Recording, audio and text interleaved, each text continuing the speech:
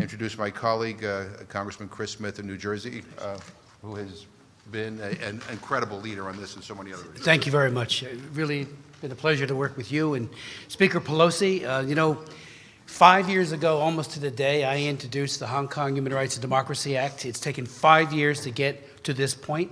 Speaker Pelosi was the original co-sponsor of that legislation. I want to thank her for that leadership. We have worked together for years on combating human rights abuse in China, and it has gotten, as we all know, demonstrably worse under Xi Jinping.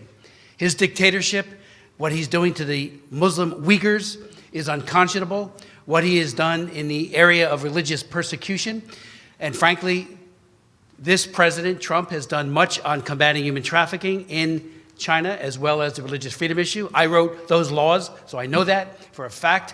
And now we're calling on the President to continue that concern for human rights and sign this bill into law.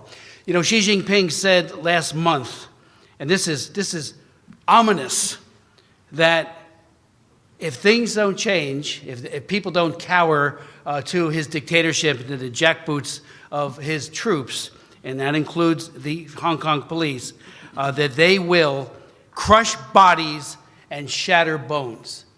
We have all the warnings, the harbinger of what we saw prior to Tiananmen Square. Tiananmen Square, both the Republicans and the Democrats looked askance in large measure, not the Speaker, and I and Frank Wolf and others. We felt there should have been a robust response. We now have an opportunity with the Hong Kong Human Rights and Democracy Act to really change what happens in Hong Kong. We all know that China is an export economy. Without exports, they implode economically. And certainly Hong Kong is a very vital part of that ability for them to continue growing their economy.